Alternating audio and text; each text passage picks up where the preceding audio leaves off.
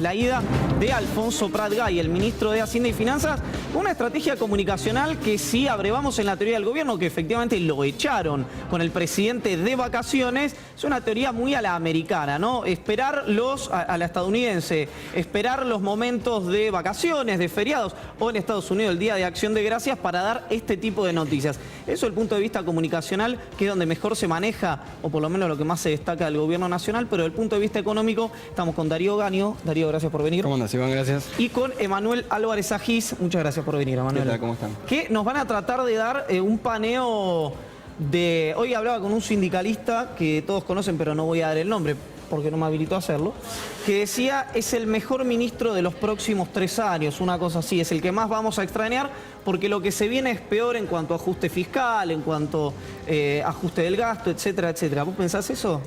Sí, yo creo que se va un ministro que hizo un ajuste y muy probablemente venga un ministro que haga un mega ajuste. O sea que en ese sentido, digamos, siempre se puede estar peor. Para mí es el resultado de un año donde el gobierno, en el plano económico, digamos, no ha pegado una, y me parece que la salida de Prat-Gay apuesta primero a hacer un cambio. A mí lo que me preocupa es que la dirección del cambio parece ir en el sentido opuesto al que tendría que ir la economía para reactivar. O sea, ¿qué quiero decir? Si ajustan más el gasto, el año que viene vamos a crecer menos, no más. Y el ministro entrante da toda la sensación de que va a ir por ese rumbo. Perdón, Jenny, que la gente no lo conoce seguramente, Nicolás Dujovne es un economista, fue economista en jefe del Banco Galicia, tuvo otras actividades, hoy lo va a ampliar Darío efectivamente qué es lo que va a hacer, y es un periodista además de un canal colega que era Todo Noticias. Esto es, infelizmente, digamos, cuando se habla en la teoría de los medios, el gobierno y esa suerte de relación por ahí demasiado cercana, es cristalizador de esa manera. Y columnista del Diario de la Nación, ¿no? Y columnista del Diario de la Nación, efectivamente, donde se pueden ver algunas de las cuestiones que anticipaba Emanuel recién respecto al gasto. Dice en un momento Nicolás Dujovne que sobran, dijo en un video que estaba circulando por redes, 1 millón de empleados públicos. ¿Es posible, al margen de si eso es correcto o no, echar 1 millón de personas en una gestión? Mira, yo siempre digo que la posibilidad de un gobierno de hacer un ajuste no tiene una evaluación técnica, digamos, donde uno encuentra un número que dice, bueno, podés echar a 1 millón, pero si echás a 1.100.000 explota, y si echás a 900.000 pasa. Nosotros en Argentina tenemos, digamos, muchos antecedentes. El más reciente es López Murphy, digamos, que dijo, bueno, voy a cerrar todas las universidades públicas, y no pasó. Ahora, no venía de un gobierno que venía expandiendo la economía, sino venía de un gobierno que hacía un fuerte ajuste, pero ese fue, digamos así, la gota que rebalsó el vaso. Yo la verdad que creo que no es una cuestión de si sobran o faltan 1 millón de empleados públicos. El problema es qué entendemos que tiene que hacer el Estado. Digamos, si el Estado le tiene que pagar jubilaciones al 100% de los argentinos, la cantidad de empleados públicos que tenemos hoy es la correcta. Si queremos pagarle las jubilaciones a la mitad de los jubilados de Argentina, probablemente sobren más de 1 millón de empleados públicos. Me parece que el problema es el programa económico y no empezar a decir sobra, faltan, porque también uno diría, bueno, sobran ministerios. La verdad ya hay como 9 ministerios que hacen economía. La verdad que el problema es el programa, ni la persona ni la cantidad de cargos. Lo que llamó la atención cuando se conoció la noticia esta mañana, a ver, Iván, ¿qué opinas vos? Y me gustaría después hacerle una pregunta a Darío. ¿Por qué se da a conocer o por qué se toma esta decisión cuando Mauricio Macri no está en Capital, ya está de vacaciones, ya está en Villa La Angostura? ¿Y por qué, si esto es así, y ya está confirmado, Marcos Peña, el jefe de gabinete, fue la frase que le dijo a Prat-Gay, el presidente pide que des un paso al costado? O sea, ni siquiera fue una primera conversación entre el presidente y quien era el ministro de Economía. Mira, recién, Yani, viste, cuando nos estábamos preparando para el programa, yo estaba hablando por teléfono, sí. Me daban un nombre de la cartera de Hacienda, cuando Hacienda y Finanzas estaban juntos y no en la división ahora que hizo el presidente. Prat-Gay tenía hoy que entregarle a las 11 de la mañana un informe de una política pública determinada a Marcos Peña. A las 11 de la mañana tenía que entregarle, a las 9 de la mañana lo llamaron para decirle que estaba despedido. Prat-Gay quería absorber más poder, no por esta lógica, no lo digo como algo necesariamente negativo, sino para nuclear la toma de decisiones y tener un ministerio fuerte. Se encontró con algo absolutamente opuesto, digamos, se quedó sin otro desempleado, podríamos decir, en la República Argentina. Y en el almuerzo con el presidente, esa suerte de entre almuerzo y merienda porque viajó a Villa La Angostura, Prat-Gay. Exactamente, en Villa La Angostura. Se dice, no lo vamos a dar como algo cerrado, se dice que le están ofreciendo alguna embajada que quedaría vacante si el titular de esa embajada viene a jugar electoralmente a la Ciudad de Buenos Aires. Estoy hablando concretamente de Martín Lustó. Y Nicolás Dujovne, que estaba en Punta del Este, vino y estuvo hace minutos nada más en Casa de Gobierno, me lo confirmaba gente del Gobierno Nacional, reunido con Rogelio Frigerio, hablando de la vida. Si me dijeron, obviamente, esa se ríe, Álvarez Agis, esa definición no es así. ¿Qué podemos esperar entonces con Hacienda y Finanzas, así como están por separado? Mira, porque muchas veces la gente no entiende qué hace cada uno, digamos. Dicho muy sintéticamente, Hacienda gasta y Finanzas consigue la plata para gastar. Digamos, que estén separados y que sean dos ministerios. Además, le agrega desorganización a la política económica, que ya tiene bastante desorganización, porque el ministro de Energía tiene un programa, el presidente del Banco Central otro, el ministro de Hacienda otro. ¿Qué estoy diciendo? El tipo que te dice cuánta plata vas a tener a fin de mes para gastar no puede ser autónomo respecto de la persona que decide el gasto, porque si no vos te encontrás con que te tenés que ajustar en función de lo que decida el ministro de Finanzas, en función de la cantidad de plata que decida conseguir el ministro de Finanzas. Por eso en todos los gobiernos la Secretaría de Finanzas y la Secretaría de Hacienda dependen de un ministerio que coordina, digamos, esas dos cuestiones. A una política económica que ya está acusada de tener compartimentos estancos y de estar desorganizada, esto le agrega desorganización. En ese sentido, digo, la pregunta breve es, ¿de dónde van a sacar la plata? ¿De dónde viene el dinero que espera por ahí un gobierno más ajustador y más, como se dice en la economía, monetarista, o que habla más del Fondo Monetario Internacional? ¿De dónde puede venir la plata en 2017? Bueno, paradójicamente es un gobierno al cual la plata le sobra, lo que pasa es que decide no gastarla. Digamos, el gobierno de este año ha conseguido 50.000 millones de dólares de financiamiento externo y el año que viene piensa ir por otros 50.000 millones de dólares más. Digamos, el ministro que llamaríamos de Economía o el actual ministro de Hacienda, Dujovne, lo que ha dicho en sus columnas de opinión es que él piensa que hay que ir a un paquete con el Fondo Monetario Internacional que nos preste 25.000 millones de dólares. Digamos, si uno le pide plata al fondo en este contexto, no es porque a Argentina le falte financiamiento, sino que se lo pide para que le den la receta. A diferencia de estos 50.000 millones de dólares que nosotros hemos conseguido como país, que vinieron sin condicionamientos de política, si uno va al fondo es porque quiere hacer una determinada política. Y la política que está recomendando el Fondo Monetario este año para Argentina es subir la edad jubilatoria, con lo cual el futuro no es muy próspero, que digamos. Hacemos un alto, Emanuel, y saludamos al conductor espiritual, además de práctico de este programa, que además está cumpliendo años. Buenas tardes, señor Víctor Hugo Morales, y feliz cumpleaños. Muy feliz cumpleaños, Víctor Hugo. Iván, a todos ahí un saludo muy cordial, muchísimas gracias por el saludo. Debe ser un regalo de cumpleaños la renuncia de Pratgay, asumida como una posibilidad de cambiar algunas cosas. Ahora me pregunto, mientras los escuchaba, sobre todo, ¿va a cambiar algo para bien o va a cambiar algo hacia más derecha todavía en el gobierno de Mauricio Macri? Porque me da la impresión de que Dujovne, en lo que uno ha seguido del personaje en TN, dicho sea de paso, TN ahora también directamente va a poner funcionarios en el gobierno que salen del estudio de TN hacia la función de gobierno, lo cual tenía un antecedente muy impactante, como era haber designado a Rosenkrantz directamente del estudio que trabajaba para Clarín en la Corte Suprema de Justicia. Pero ahora cada vez es más directo, cada vez más desembosado. Pero siguiendo a Dujovne en lo que hacía y decía en TN, es evidente que corría a este gobierno por derecha, si mal no he entendido, Iván. No sé qué te parece lo que digo. Sí, lo escuchábamos sobre todo, Víctor Hugo, acá que está Emanuel Álvarez Agis, que lo trajimos justamente para este tema y iba en ese camino, ¿no, Emanuel? Más o menos. Sí, yo creo que lo que ha venido diciendo públicamente Dujovne es que al gobierno le falta ajustar. Y lo que ha dicho muchas veces el jefe de gabinete es que este es el ajuste que han encontrado como posible.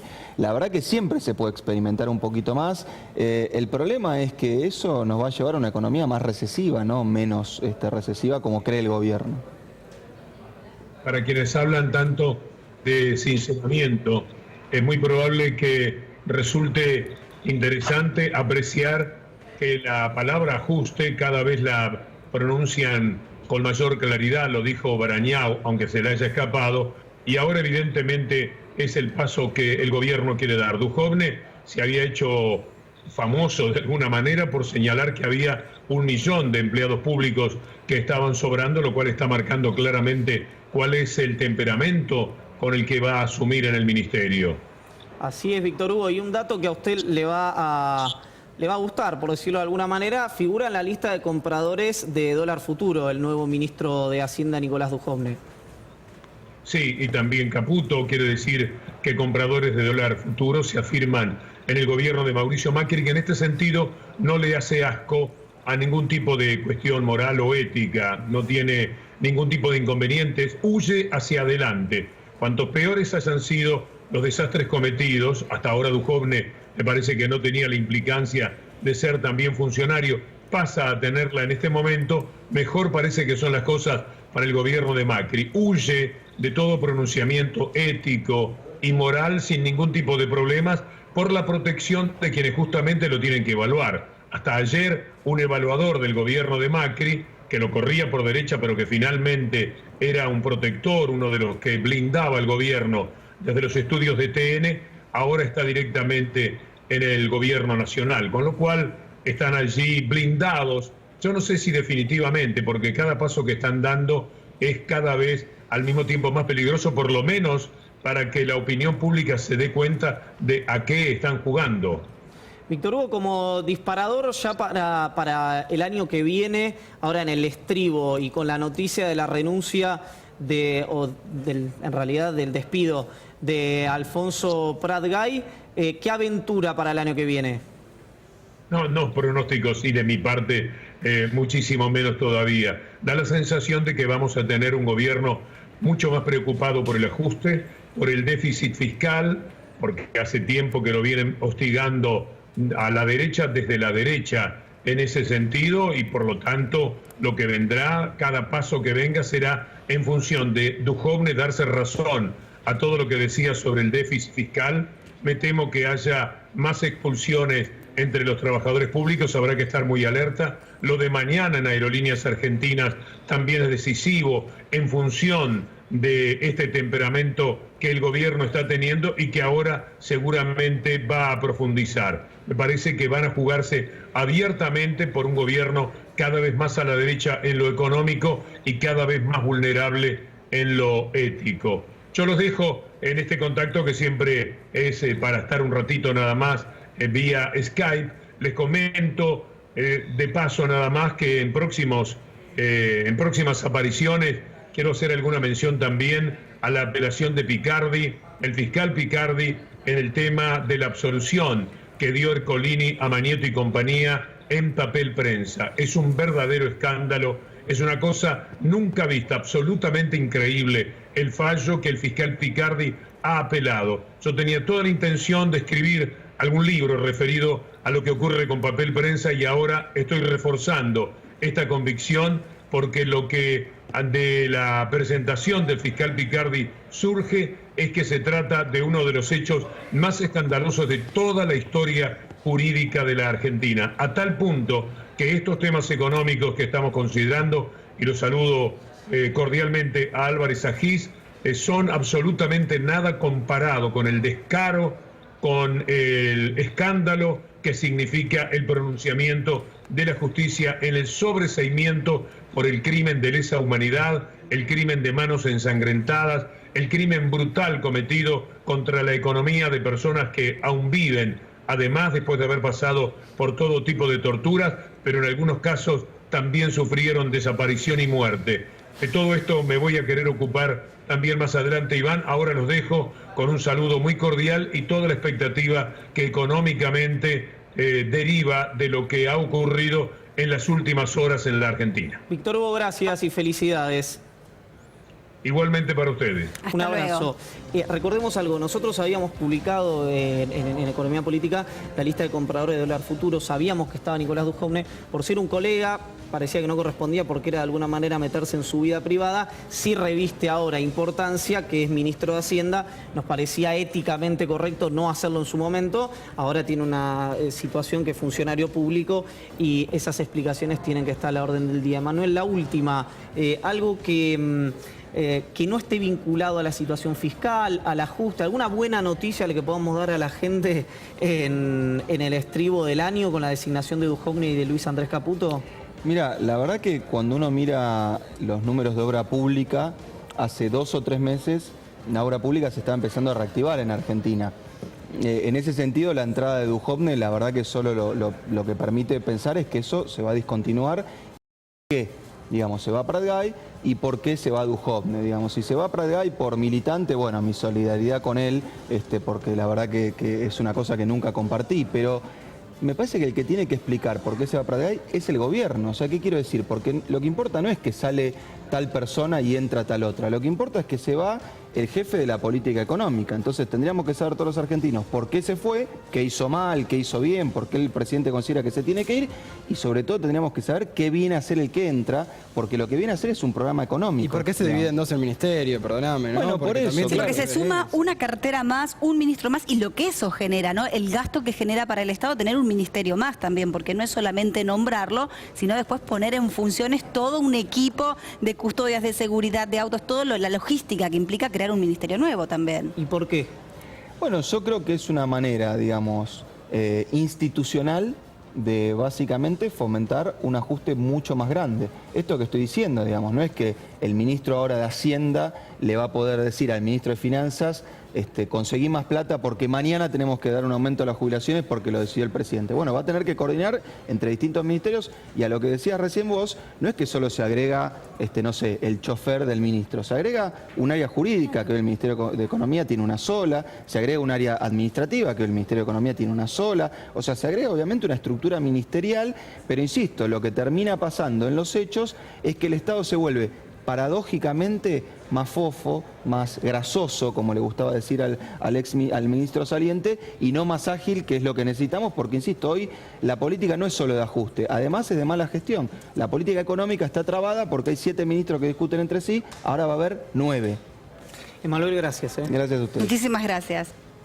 Darío Gaño vino a contarnos quién es Nicolás Duhovne y quién es Luis Andrés Caputo, los nuevos titulares de las carteras de Hacienda y Finanzas. Sí, yo si querés empiezo por un dato por ahí positivo para el gobierno o tal vez para el nuevo ministro, que es su relación con un empresario cercano a Donald Trump, Moisés Gelati, tiene que ver con su familia y aparte también con vínculos empresariales. Pero más allá de eso, vamos a ver lo que tiene que ver con la gestión que ha hecho, de dónde ha venido. Tiene una consultora, se llama Duhovne y Asociados, desde ahí asesoraba a empresas. Les cuento que todas las mañanas tenía desayunos con empresas, con financieras, en los cuales, bueno, muchos economistas lo hacen, pero vamos a ver un poco de dónde viene. Había estado en el Ministerio de Economía en el año 2000, de ahí era asesor del Banco Central, allá era enviado al Banco Central por el Ministerio de Economía, había sido asesor o jefe de economistas de Pablo Guidotti. Pablo Guidotti había sido viceministro de Roque Fernández durante la presidencia de Carlos Menem. Pablo Guidotti también había sido denunciado por peculado, que es en realidad cuando hay mal uso de fondos, y después Duhovne había también pertenecido a lo que había sido el Banco Mundial, había sido asesor del Banco Mundial y muy cercano a todos los organismos internacionales. Creo que tenemos algunas placas para ver un poco eso, ¿no? De dónde viene Nicolás Duhovne y hacia dónde va.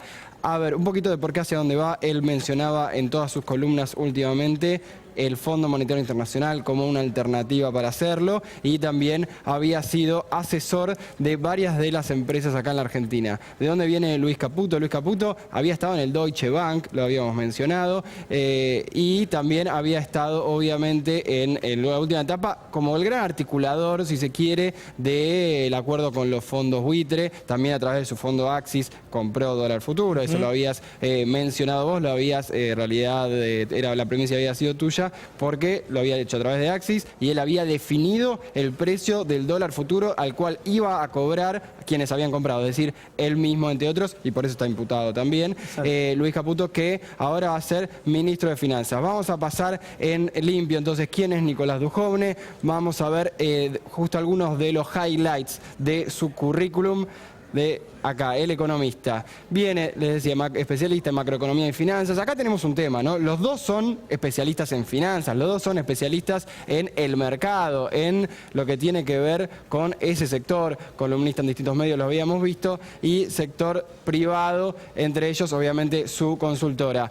A ver, un poquito más, lo decíamos, fue jefe de gabinete de Pablo Guidotti y aparte estuvo tanto en el Banco Mundial como asesor, como en el Banco Central y ahí en el Ministerio de Economía. Luis Caputo, lo decíamos recién, va a dirigir el Ministerio de Finanzas y también va a ser quien esté encargado de conseguir los fondos. Como decía Manuel Álvarez Agis, se va a dividir un poco en quién gasta, va a ser Nicolás Duchovne, acá vemos, jefe de asesores de Pablo Guidotti, y también fue economista jefe del Banco Galicia, y después Luis Caputo, encargado de conseguir los fondos. Hoy leía que el papá de Nicolás Duchovne, se lo leía a una persona, a un colega muy respetado, por eso me tomo el atrevimiento de repetirlo, era el arquitecto, Bernardo Duchovne, el arquitecto en América Latina de Donald Trump, justo sí, en relación con lo que decías vos antes. Fue decano también de la facultad de la FADU, de la facultad de la UBA, de diseño, de arquitectura y demás. Y sí, tenía en realidad vínculos familiares, pero empresariales también con esta familia de empresarios cercanos al nuevo presidente de Estados Unidos. Lo cierto es que acá, digo, cortito nada más, desde el sector financiero se lo ve bien a este tándem, pero el sector por ahí de la economía real, como se dice, no lo ve bien. Claro. Muchos sectores pyme hoy estaban muy preocupados y no lo veían bien. Pero vamos a ver Luis Caputo, encargado de conseguir los fondos que financien lo que vaya a ser Nicolás Duchovne. En el Deutsche Bank, lo decíamos, entre 2003 y 2008. También estuvo en la JP Morgan, como dicen, JP Morgan, entre 1994 y 1998, y encargado de articular lo que fue el acuerdo con los fondos buitre. Y acá la primicia que había dado Iván Jagroski fue denunciado por la compra de dólar futuro hace muy poquito.